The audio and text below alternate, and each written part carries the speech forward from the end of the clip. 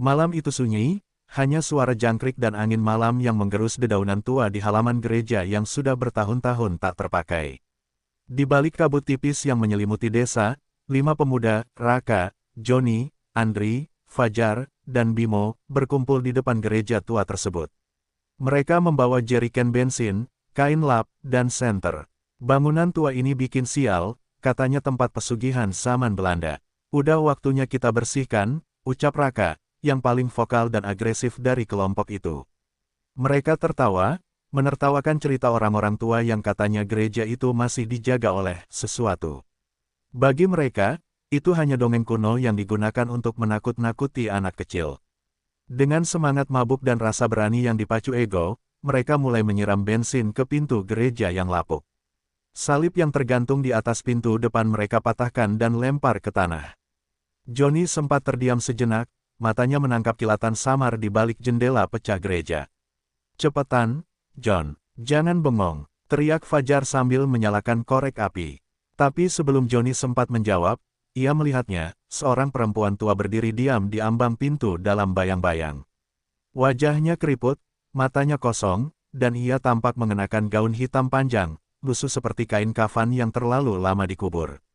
Perempuan itu tidak bergerak, hanya menangis tanpa suara. Namun ketika Joni berkedip, sosok itu sudah menghilang. Api mulai melalap kayu-kayu lapuk dengan cepat, dan nyala merah menjilat langit malam. Mereka berlari menjauh sambil tertawa seperti anak-anak nakal yang berhasil mencoret dinding sekolah. "Udah kelar, besok gak ada lagi tuh gereja sialan," ujar Bimo bangga. Tapi Joni tak bisa tertawa. Matanya terus terpaku pada kobaran api yang membentuk siluet salib terbalik di langit. Hatinya terasa berat, seolah ada sesuatu yang mulai mengikatnya dari dalam. Angin malam bertiup semakin kencang. Api berkobar lebih hebat dari yang mereka perkirakan. Asapnya terasa panas, seperti bukan dari kayu biasa, tapi dari daging dan darah yang terbakar. Joni mencium bau menyengat, bukan hanya dari bensin, tapi dari sesuatu yang lebih busuk dan tua. "Ayo pergi," teriaknya panik, tapi yang lain hanya menertawakan reaksinya. Ketika mereka sampai di jalan utama desa, semua lampu tiba-tiba padam. Desa tenggelam dalam kegelapan total. Tak ada suara, bahkan jangkrik pun terdiam. Hanya suara lonceng dari gereja tua yang kini tengah dilalap api, berdentang satu kali. Dentangan itu berat dan dalam, padahal lonceng itu seharusnya sudah jatuh bertahun-tahun lalu. Joni berhenti melangkah dan menoleh ke belakang. Api sudah menelan seluruh atap gereja, tapi dia bisa melihatnya lagi. Di depan pintu terbakar itu, sosok perempuan tua berdiri kembali, tak tersentuh api, menatap langsung ke arahnya. Kali ini, ia membuka mulutnya dan berkata tanpa suara, "Kalian telah membuka pintu yang tak boleh dibuka." Langkah Joni gemetar. Ia tahu malam itu mereka telah melakukan sesuatu yang tak akan pernah bisa diperbaiki. Dan sesuatu, entah apa, telah bangkit, bukan untuk memperingatkan, tapi untuk membalas. Dan balasannya akan datang cepat. Pagi hari datang tanpa kemegahan. Matahari tertutup awan gelap dan kabut aneh yang menyelimuti desa sejak subuh. Warga yang biasanya sibuk di kebun dan ladang tampak resah. Burung-burung tak berkicau, dan udara terasa lebih dingin dari biasanya. Seorang ibu tua berteriak histeris di pinggir jalan, menunjuk ke arah sungai. Ikan-ikan terapung mati di permukaan air yang kini berwarna keabu-abuan. Raka dan teman-temannya berkumpul di warung kopi seperti biasa, meskipun suasana hati mereka sedikit terganggu. Mereka mencoba menertawakan kejadian semalam, menyebutnya sebagai misi bersih-bersih sukses. Tapi Joni hanya diam, matanya sayu dan wajahnya pucat. Ia tidak tidur. Semalaman, suara lonceng dan sosok perempuan tua itu terus menghantui pikirannya. Ia merasa seperti sedang diawasi, bahkan saat itu juga. Seorang petani tua datang tergopoh-gopoh ke warung, napasnya terengah. "Kalian lihat gereja itu semalam?" tanyanya dengan nada cemas. "Api setinggi pohon kelapa, tapi pagi ini, tanah di sana gak ada bekas terbakar sama sekali." Semua terdiam, bahkan Raka tak bisa menanggapi dengan lelucon. Mereka buru-buru pergi ke lokasi. Sesampainya di sana, tak ada puing, tak ada bara. Hanya padang rumput kering dan salib kayu yang utuh berdiri di tengahnya, salib yang mereka tahu pasti sudah dibakar. Andri mencoba menyentuh salib itu, tapi jari-jarinya langsung melepuh seperti terbakar api. Ia menjerit kesakitan, dan Joni langsung menariknya menjauh. Ini bukan mimpi, Ra. Ada yang salah, ucap Johnny dengan suara gemetar. Raka mulai menunjukkan ketakutan di matanya, meski ia masih mencoba menepisnya dengan kekerasan kepala. Mungkin ada yang ngebangun ulang. Kita halusinasi. Udah. Namun, malam itu, hal yang lebih aneh terjadi. Air sumur di rumah keluarga Fajar berubah warna menjadi hitam pekat dan berlendir. Ayah Fajar jatuh sakit tiba-tiba dan mulai meracau kata-kata tak jelas, seperti sedang berbicara dalam bahasa asing. Di rumah Johnny, lampu berkedip sepanjang malam dan salib kecil milik ibunya terbalik sendiri di dinding, padahal tak ada gempa. Anjing-anjing menggonggong ke arah gereja setiap malam, tak berani mendekat. Para penduduk mulai saling bertanya, mulai mengingat legenda lama yang dahulu dianggap cerita tidur, tentang penjaga tak terlihat yang menjaga tanah suci dari tangan najis. Dukun tua desa, Mbah Sayem, dipanggil untuk menyelidiki. Ia hanya menatap ke arah langit dan berkata lirih, kalian telah menyentuh api Tuhan. Dan Tuhan tak butuh waktu untuk murka. Sementara itu, suara lonceng yang dulu hanya Johnny dengar kini mulai terdengar oleh warga lain. Terdengar tiap malam pukul 3 dini hari, hanya satu kali dentang, namun cukup untuk membuat bulu kuduk berdiri. Dentang itu tak berasal dari lonceng desa manapun. Dan setiap kali terdengar, satu gangguan baru muncul di desa, ternak mati, bayi menangis tanpa henti, bahkan orang yang kerasukan. Johnny menyadari mereka tak bisa lagi mengabaikan semua ini. Ia mulai mencatat kejadian-kejadian aneh di buku harian ibunya. Ia tahu malam itu bukan sekadar kenakalan, tapi pemicu dari sesuatu yang lebih besar. Dan jika benar yang dikatakan perempuan tua itu, bahwa mereka membuka pintu yang tak boleh dibuka, maka yang akan datang bukan hanya kutukan, tapi penghakiman. Malam ketiga setelah perusakan gereja menjadi titik awal mimpi buruk nyata. Andri adalah yang pertama merasakannya. Saat tidur, ia bermimpi berada di dalam gereja tua yang terbakar, terikat di tiang salib, tubuhnya dililit kawat berduri. Di sekelilingnya, suara nyanyian gereja terdengar, namun liriknya terbalik, mengerang seperti ratapan roh tersiksa. Saat ia terbangun, Andri mendapati tubuhnya penuh luka gores seperti bekas lilitan sesuatu. Ibunya mengira ia diserang binatang, tapi Andri tahu, luka itu berasal dari mimpi yang terlalu nyata. Fajar mengalami hal yang lebih mengerikan. Ia mulai kehilangan suara, lidahnya membengkak dan menghitam dalam semalam. Dokter desa tak bisa menjelaskan penyebabnya. Di kamarnya, Ibu Fajar menemukan salib yang patah, tertancap ke dinding seperti dilempar dengan paksa. Di bawahnya, ada tulisan samar seperti dibakar ke tembok, lidah berdusta akan dibungkam oleh api. Ketika ibunya menghapus tulisan itu, dinding langsung berdarah.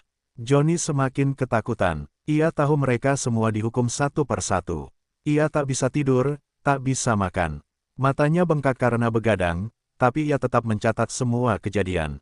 Ia mulai mencari-cari buku tua di rumah ibunya, berharap ada yang bisa membantunya memahami apa yang mereka bangkitkan. Ia menemukan buku doa berbahasa Latin yang sudah menguning, dan di baliknya terselip selembar surat tua dari almarhum kakeknya, seorang mantan pendeta. Isinya hanya satu kalimat, Tanah Kudus yang dihina akan menuntut darah.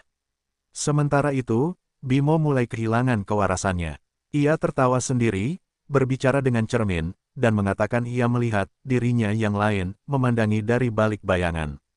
Ibunya mengatakan ia memaki-maki malam-malam dengan bahasa yang bukan miliknya, dan pada malam kelima, Bimo ditemukan berlutut di depan kamar, mengguratkan simbol salib terbalik di dadanya sendiri dengan pecahan kaca. Raka tetap menyangkal semuanya. Ia percaya itu hanya efek psikis karena rasa bersalah. Tapi bahkan ia mulai mengalami keanehan. Setiap malam pukul 3, alarm di ponselnya menyala sendiri. Setiap kali ia matikan, ia melihat notifikasi pesan masuk, selalu dari nomor tak dikenal, aku lihat kamu.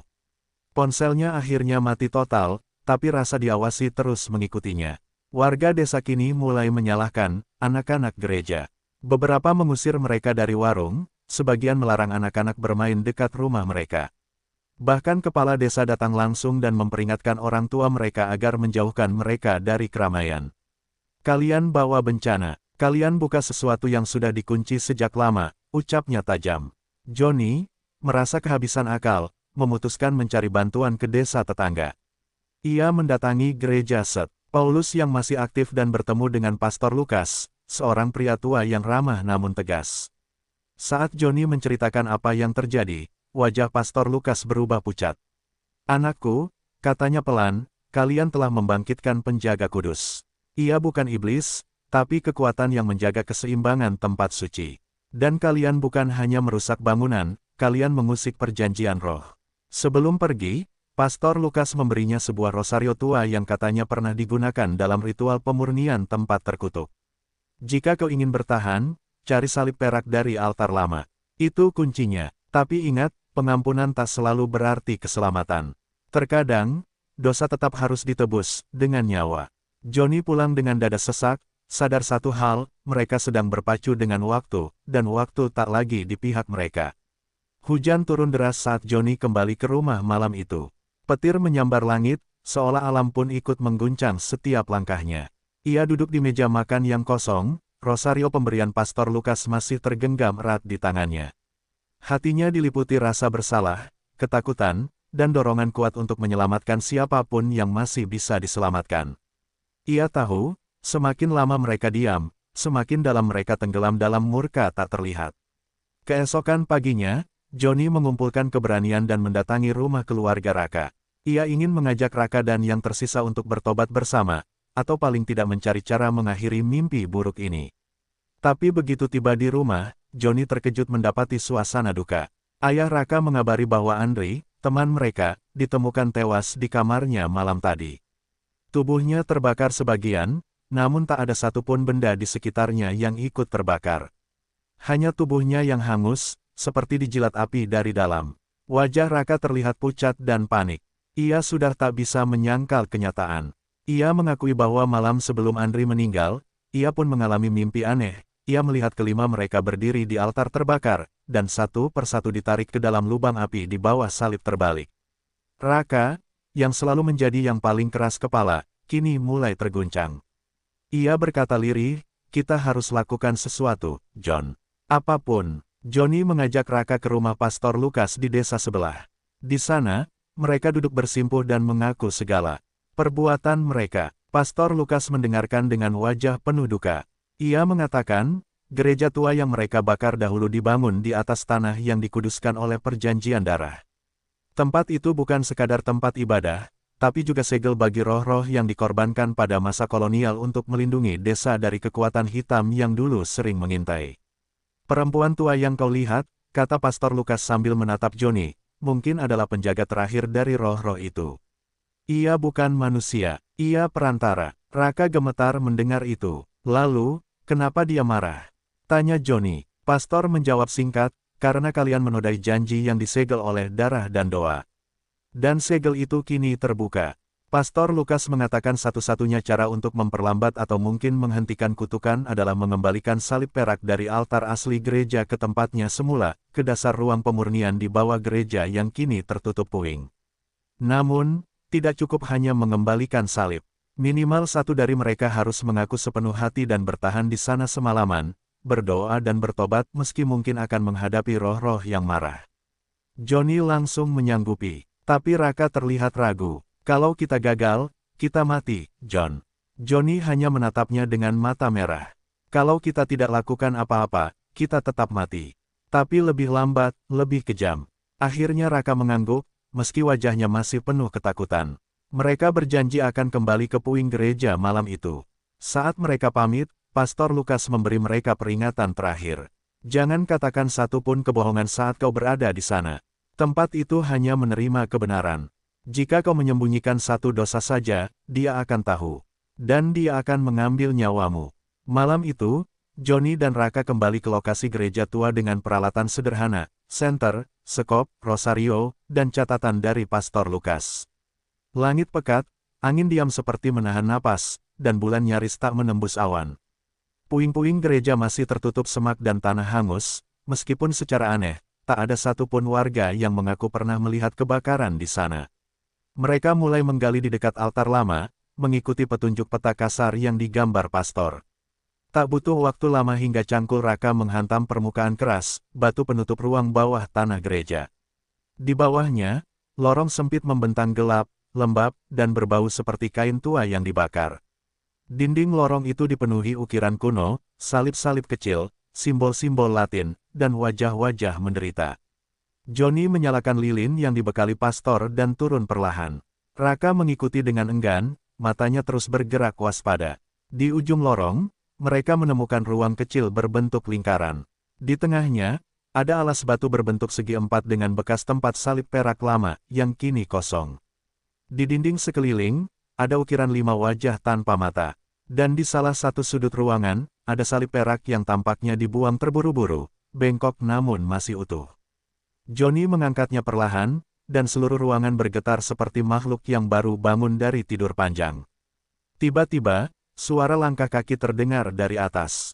Johnny dan Raka panik, tapi suara itu diiringi suara teriakan. "Johnny, Raka, tunggu kami." Ternyata Bimo dan Fajar muncul, wajah mereka hancur karena ketakutan. "Kami gak tahan lagi, John. Tolong, kami ikut." Mereka semua akhirnya berkumpul di ruang bawah tanah, saling menatap dalam diam. Ada rasa malu, ketakutan, dan pengakuan tanpa kata. Johnny berdiri di tengah ruangan, memegang salib perak dan mulai berdoa. Tapi saat ia menyebut nama Andre, lampu lilin padam sendiri. Angin berhembus dari lorong belakang, padahal tidak mungkin ada angin di bawah tanah. Tiba-tiba, terdengar suara berat namun nyaris berbisik, "Satu masih berbohong." Semua menoleh. Suara itu bukan milik salah satu dari mereka. Lantai mulai retak perlahan. Ukiran 5 wajah di dinding mulai meneteskan darah dari rongga matanya. Dari celah retakan muncul bayangan hitam menyerupai tubuh manusia yang melata seperti kabut. Suara tangisan terdengar, nyaring dan putus asa. Tubuh Bimo mulai kejang, dan dari mulutnya keluar suara yang bukan suaranya. "Aku tak mengaku dosa, aku masih bohong." Tubuh Bimo tiba-tiba tertarik ke lantai yang retak, seperti ditelan tanah. Mereka mencoba menariknya, tapi tubuhnya mulai mencair seperti lilin. Ia menjerit terakhir kali sebelum menghilang sepenuhnya. Salib perak di tangan Johnny mulai bergetar hebat, dan semua tahu, roh penjaga masih lapar. Satu dosa disembunyikan, dan satu jiwa telah diambil. Dengan gemetar, Fajar berlutut dan mulai menangis, mengakui semua dosanya satu persatu. Raka menyusul, suaranya bergetar. Kini hanya Johnny yang berdiri, masih memegang salib perak. Ia sadar, malam itu baru awal. Dan roh yang bangkit belum kenyang. Ia harus memimpin sisa dari mereka melalui malam pengakuan yang mungkin tak akan mereka semua lalui hidup-hidup. Suasana ruang bawah tanah menjadi beku setelah Bimo lenyap. Tak ada yang berani bicara selama beberapa menit. Hanya suara tetesan air dari dinding batu dan sesekali bisikan samar seperti doa terbalik yang terdengar dari lorong belakang. Johnny duduk memeluk salib perak erat-erat, tubuhnya menggigil bukan karena dingin, tapi karena kenyataan, mereka benar-benar telah membuka segel lama yang tak boleh disentuh. Fajar masih berlutut, menggenggam rosario milik ibunya yang dibawa diam-diam. Mulutnya komat-kamit, mengulang doa pendek seperti mantra. Raka berjalan memutar ruangan, memperhatikan ukiran wajah-wajah berdarah itu. Ia berhenti di satu wajah, dan terdiam lama. Ini Andri, katanya pelan. Johnny melihat lebih dekat. Ukiran itu berubah, sedikit demi sedikit, membentuk wajah teman mereka yang telah lenyap. Kini hanya 4 wajah tersisa yang belum terisi. Johnny mulai membaca doa pemurnian dari buku yang diberikan Pastor Lukas. Namun setiap kali ia menyebut kata pengampunan, tanah di bawahnya bergetar pelan. Tiba-tiba, darah menetes dari langit-langit, jatuh tepat ke salib perak di tangannya. Ia memandang ke atas, tak ada sumber, tak ada lubang, hanya batu. Tapi darah terus menetes. "Tempat ini haus," bisik Fajar lirih. Mereka memutuskan menempatkan salib perak ke alas batu yang kosong di tengah ruangan. Saat salib menyatu dengan alas, muncul semburat cahaya putih redup di seluruh dinding. Tapi bersamaan dengan itu, suara-suara mulai terdengar, bukan dari lorong, tapi dari dalam kepala mereka sendiri. Suara-suara dari masa lalu, suara dosa yang tak pernah terucap. Raka terjatuh, menutup telinga sambil menangis. Ia mulai berteriak, "Maaf. Aku yang lempar api pertama. Aku yang bakar altar. Aku yang bilang jangan peduli." Air mata bercucuran di wajahnya. "Aku pikir cuma bangunan tua, bukan apa-apa." Saat pengakuannya selesai, satu wajah di dinding retak dan mengering. Cahaya putih di sekitarnya meredup sesaat, seperti menerima pengakuan itu. Fajar mengikuti, meski nadanya lebih lembut. Ia mengaku pernah mencuri uang dari kotak amal gereja waktu kecil, dan pernah berbohong soal ibunya yang sakit agar tak disuruh bantu kerja bakti. Setelah selesai, tubuhnya menjadi ringan, seperti ada beban besar yang dicabut dari punggungnya. Wajah kedua retak, darahnya mengering. Kini tinggal Johnny, tapi ia diam, hening, tangan masih menggenggam salib, tapi bibirnya terkunci rapat. Fajar memandangnya cemas. John, giliranmu. Johnny memejamkan mata. Aku, suaranya patah. Aku, yang usulkan gereja itu dibakar. Aku bohong, bilang Raka yang maksa. Semua ide itu dari aku. Tapi itu bukan dosaku yang paling besar. Tiba-tiba tanah bergetar lebih hebat. Dinding-dinding memantulkan suara tangis bayi, jerit perempuan, dan suara dentang lonceng keras 3 kali. Salib perak memerah, bukan karena darah, tapi karena panas. Johnny terdiam, ia belum selesai, dan roh penjaga tahu itu. Satu wajah terakhir masih kosong, dan darah mulai mengalir dari bawah alas batu, membentuk tulisan yang belum selesai, yang berdusta terakhir, akan menjadi. Johnny berdiri membatu, wajahnya pucat, tangan gemetar, dan napasnya tertahan seperti dicekik oleh sesuatu yang tak kasat mata. Fajar mencoba menggoyangnya, memohon agar ia segera mengaku. Tapi Johnny hanya menatap salib perak yang kini membara di atas altar batu. Di matanya, tergambar konflik yang tak dapat ia jelaskan, antara ingin jujur, atau diseret ke dalam neraka yang ia sendiri ciptakan. Suara dari dinding mulai berubah. Tak lagi sekadar bisikan, kali ini jelas, tegas, seperti suara perempuan tua yang mereka bakar hidup-hidup. Siapa di antara kalian, yang mengikatku ke tiang? Siapa yang tertawa saat aku menjerit? Johnny gemetar, tangannya bergetar hebat hingga Rosario jatuh ke lantai. Raka menatapnya ngeri. Itu kamu, ya, John. Kamu yang... Suaranya tercekat, tak sanggup menyelesaikan kalimat. Air mata mengalir di pipi Johnny. Aku pikir dia cuma orang gila. Aku takut dia melapor. Jadi aku ikat dia, aku yang tahan dia supaya nggak lari waktu kalian mulai bakar. Tapi aku nggak tahu dia hidup, aku kira dia udah mati. Suaranya pecah. Ia kini berlutut, wajahnya tertunduk dalam-dalam. Dia minta tolong, aku tutup mulutnya dengan kain. Aku yang buat dia mati terbakar, perlahan. Tiba-tiba seluruh ruangan menjadi gelap. Api lilin padam, cahaya dari salib lenyap, digantikan dengan kilatan merah yang muncul dari dasar altar. Retakan menganga dari tengah ruangan. Dan dari celah itu, muncul tangan-tangan hitam kurus dengan kuku panjang. Mereka meraih Johnny, mengelilinginya, tapi belum menyentuh. Seolah menunggu, seolah meminta harga. Wajah terakhir di dinding mulai berubah. Perlahan-lahan membentuk wajah Johnny sendiri. Tapi tidak seperti wajah-wajah sebelumnya. Kali ini wajah itu tersenyum, senyum dingin, jahat, dan penuh dendam. Di bawah ukiran wajah itu, muncul tulisan darah, tak semua dosa bisa ditebus.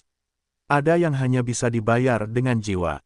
Fajar mundur ketakutan. Raka mencoba menarik Johnny keluar, tapi tanah di sekelilingnya mulai runtuh. Johnny melihat mereka dan tersenyum lemah. Pergi. Kalau kalian tinggal, kalian ikut terbakar. Saat itu, dari altar, cahaya menyilaukan muncul sekejap, dan bayangan perempuan tua berdiri di belakang Johnny, menatap lurus ke arah mereka berdua. Ia tak marah, ia hanya menyedihkan. Perempuan itu mengangkat tangannya dan menyentuh kepala Johnny. Dalam sekejap, semua menjadi senyap. Api padam, getaran berhenti, lorong kembali gelap, hanya diterangi cahaya lilin samar yang muncul entah dari mana. Di tengah ruangan, Johnny tak ada. Hanya salib perak yang bersih, dingin, dan tak berdarah lagi. Dan altar batu telah tertutup kembali, seolah tak pernah terbuka. Raka dan Fajar keluar dari ruang bawah tanah dengan langkah goyah. Langit mulai cerah, dan Fajar menyingsing seperti biasa. Namun saat mereka menengok ke belakang, gereja tua yang mereka bakar telah utuh kembali. Berdiri kokoh, salibnya bersinar di atas atap. Tapi mereka tahu, tak ada yang suci lagi di sana. Gereja itu kini menjadi monumen dosa, dan tempat jiwa Johnny berdiam, menunggu, apakah pengampunan benar-benar datang. Hari-hari setelah kejadian di ruang bawah tanah berjalan dalam sunyi dan kekosongan yang aneh. Fajar dan Raka sepakat untuk tidak menceritakan apapun pada siapapun. Mereka mencoba kembali ke rutinitas, namun keduanya tahu bahwa hidup mereka tak akan pernah sama lagi. Mimpi buruk terus datang, meski mereka telah lolos. Dan yang paling menyiksa adalah suara Johnny. Ia masih datang dalam tidur mereka, memanggil, tapi bukan meminta tolong, melainkan memperingatkan. Suatu malam, Raka kembali ke gereja itu, yang kini berdiri utuh seperti baru dibangun, walau tak ada yang tahu kapan atau bagaimana. Tak ada pintu, hanya dinding bata dan jendela-jendela kaca patri berdebu. Tapi saat Raka mendekat, ia melihat bayangan seseorang berdiri di balik jendela utama, tempat altar pernah berada. Bayangan itu seperti sedang berdoa, atau menangis. Pastor Lukas, yang kini sakit keras dan terbaring di ranjang rumahnya, sempat berbisik kepada Fajar ketika pemuda itu menjenguk, "Kalian belum selesai. Selama tidak ada yang bersedia menjadi penjaga berikutnya, gerbang itu akan terbuka lagi." Fajar bingung. "Penjaga?" Pastor tersenyum lemah. "Perempuan tua yang kalian bakar, bukan penjaga pertama. Ia yang terakhir, hingga kini." Raka pun akhirnya menyadari sesuatu. Penjaga, bukan hanya sekadar penghalang roh jahat. Ia adalah bagian dari segel. Sosok hidup yang menjaga dari dalam, bukan dari luar. Dan Johnny, kini telah menggantikannya. Itulah sebabnya ia tidak ditarik ke neraka atau dibunuh seperti yang lain. Ia diterima, dikorbankan, diperangkap, untuk menjaga pintu kutukan tetap tertutup. Namun, segel itu tak akan bertahan selamanya. Karena segel butuh kekuatan, doa, kejujuran, dan darah. Jika desa ini kembali melupakan, jika gereja itu kembali ditelantarkan, jika kebohongan dan dosa kembali bertumpuk, maka segel akan retak. Dan Johnny tak bisa menahannya sendirian. Fajar dan Raka kemudian membuat keputusan yang aneh di mata warga, mereka membersihkan gereja tua itu, memasang salib, menyalakan lilin tiap malam, dan membaca doa keras setiap hari Sabtu. Orang-orang mengira mereka kerasukan agama atau mengalami trauma berat. Tapi keduanya tak peduli. Mereka tahu, selama doa terus dipanjatkan, Johnny mendengar. Dan Johnny, dalam caranya sendiri, akan tetap berjaga. Pada suatu malam yang sangat sunyi, Fajar mendengar lonceng gereja berdentang sendiri, 3 kali. Saat ia mendekat, pintu yang biasanya terkunci terbuka perlahan. Di dalam, altar bersinar temaram. Dan di tengah cahaya, salib perak berdiri sendiri, bersih, utuh, tak lagi berdarah. Tapi di bawahnya, tertulis dalam abu yang membentuk huruf. "Terima kasih, tapi jangan berhenti. Pernah ada yang lebih jahat dari kami. Dan mereka sedang bangun." Fajar mundur perlahan. Ia mengerti pesan itu. Dosa mereka hanyalah percikan. Tapi kutukan yang lebih tua, yang jauh lebih haus dan tidak mengenal pengampunan, masih tertidur di dalam tanah. Kisah mereka telah menjadi bagian dari sejarah kelam yang tak akan diceritakan dengan suara. Hanya ditulis, dalam dinding gereja dan batu nisan, menunggu pengakuan terakhir yang tak pernah datang. 3 minggu setelah lonceng gereja berdentang sendiri, tanah di sekitar bangunan itu mulai berubah. Raka memperhatikan rumput yang dulunya hijau kini menghitam dan kering meski musim hujan baru saja datang. Burung-burung enggan mendekat, bahkan anjing dan kucing liar tak lagi melintas di area itu. Fajar mulai mencatat semuanya dalam buku doa miliknya, tanda demi tanda, mencoba mencari makna di balik setiap perubahan. Pada malam Jumat pertama bulan itu, Fajar terbangun karena mimpi buruk. Ia melihat seseorang merangkak keluar dari sumur tua di belakang gereja. Sosok itu tinggi, rambutnya panjang menggantung basah seperti akar, dan matanya kosong, seperti diganti oleh rongga kelam tak berdasar. Ia tidak berjalan, ia melata, mengikis tanah seperti cacing raksasa yang haus dosa. Tapi yang paling menyeramkan, wajahnya bukan asing. Itu wajah Andri, namun membusuk, dan mulutnya bersuara seperti banyak orang berbicara sekaligus. Keesokan harinya, Raka mendapati sumur itu benar-benar terbuka. Penutup batunya bergeser, dan di tepinya ada bekas tangan berlumpur, 5 jari, panjang-panjang, tidak seperti manusia biasa. Aroma besi, seperti darah lama, menguar dari lubang itu. Mereka sadar, sesuatu sedang naik ke permukaan. Sesuatu yang bukan bagian dari dosa mereka, melainkan dari masa yang jauh lebih tua, lebih kelam, dan lebih purba dari sejarah desa itu sendiri. Fajar pun mendatangi kembali Pastor Lukas, yang kini makin lemah dan jarang sadarkan diri. Dalam sisa-sisa napasnya, sang pastor berbisik, bahwa gereja, bukan hanya tempat penyucian, itu pintu. Pintu ke dalam, tanah penderitaan. Dulu, pendeta-pendeta pertama menutupinya dengan darah mereka sendiri. Ia terbatuk keras, dan saat bibirnya terbuka, darah hitam mengalir. Jika yang dari bawah bangkit, bukan hanya kalian, dunia pun akan terbelah. Malam itu, Fajar dan Raka mencoba menutup sumur dengan doa-doa dan menaruh salib perak di bibirnya. Tapi saat lilin dinyalakan, nyalanya justru menyala hitam. Dari dalam sumur terdengar suara gemeretak tulang dan tawa perempuan.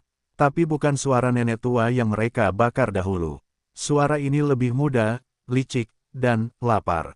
Fajar mundur, tubuhnya gemetar hebat.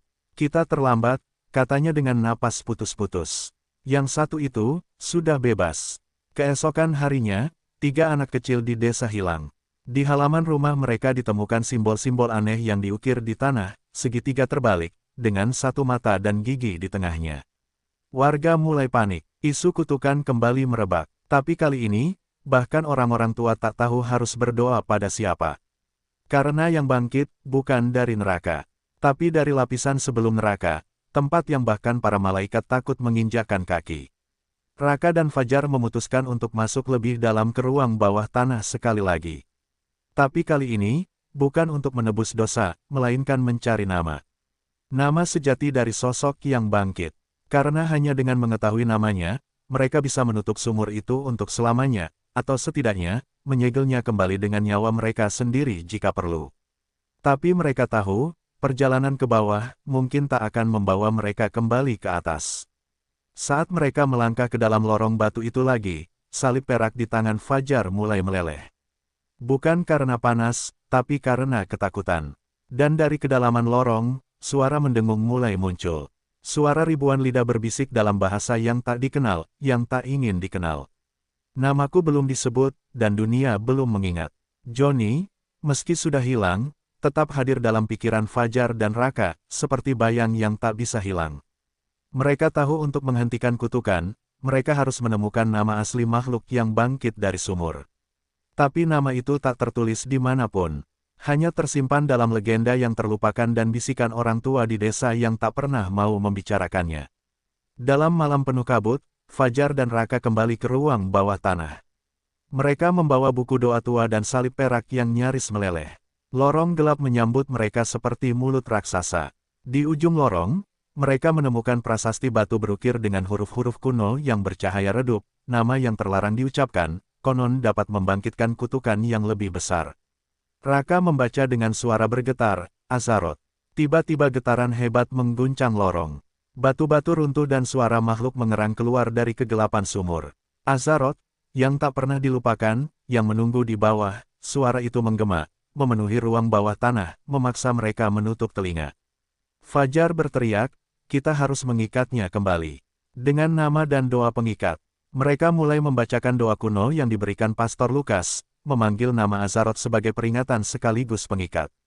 Salib perak bersinar terang seperti api surgawi, menahan bayangan hitam yang mencoba merangkak.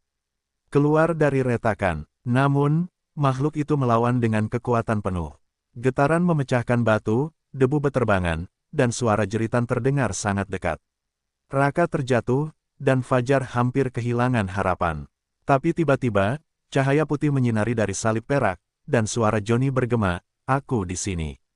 Aku menjaga kalian, jangan takut. Dengan semangat yang tersisa, Fajar dan Raka terus membaca doa dan menyebut nama Azaroth dengan penuh keberanian. Perlahan, bayangan itu tertarik kembali ke dalam sumur, pintu batu menutup dengan dentuman keras. Ruang bawah tanah kembali sunyi, hanya suara napas mereka yang terdengar berat. Saat keluar dari lorong, mereka melihat gereja yang kini tampak lebih damai, salibnya bersinar di bawah sinar matahari pagi. Mereka tahu perjuangan ini belum benar-benar selesai, tapi kutukan telah tertahan, setidaknya untuk saat ini. Dan di suatu tempat, Johnny tetap berjaga, penunggu yang tak pernah berhenti berdoa agar dosa masa lalu tidak mengulangi tragedi mengerikan itu.